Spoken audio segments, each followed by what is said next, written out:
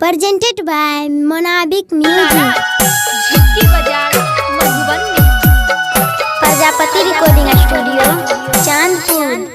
बरा रे जतन से हम माल के पटलिए रे, माल के पटलिए रे। आजू माल दोस लेने जाए, हाँ हाँ आजू माल दोसो लेने जाए। अरे भैया बरा रे जतन माँ से माल के पटलिए रे, माल के पटलिए रे। आजू माल दोस लेने जाए, आजू माल दोस लेने जाए। हमार माल के दोस लेने जाए।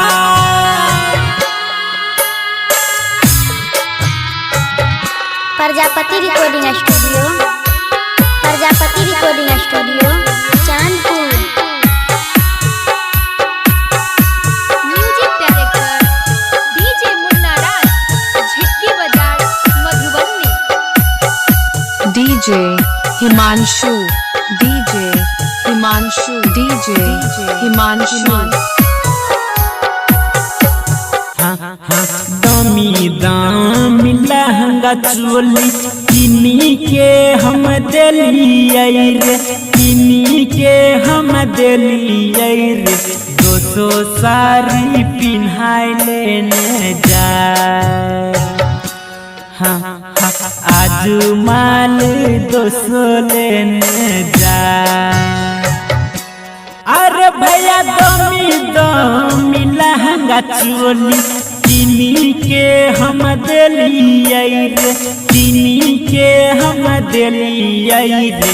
200 साड़ी पिन्हाई लेने जाए, 200 साड़ी पिन्हाई लेने जाए। 200 साड़ी पिन्हाई लेने जाए। Presented by Monabik Music.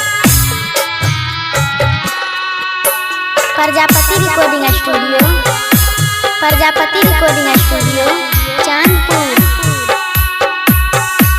Music director DJ Munna Raj, Jhitki Bazar Madhubani.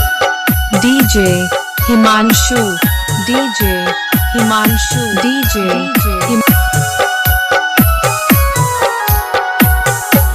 आहो रमा बेकार भेल करल धरल। छुट्टी जैत संगतिया हो, छुट्टी जैत संगतिया हो। ससुरा जाई के जैत सब भूलाए, हाँ हाँ ससुरा जाई के जैत सब भूलाए। आहो भैया बेकार भेल करल धरल। गुडुआ अभिषेक बाके अलटर सोनू सिंह के। ससुर जाई के जैते सब भूलाए, ससुर जाई के जैते सब भूलाए।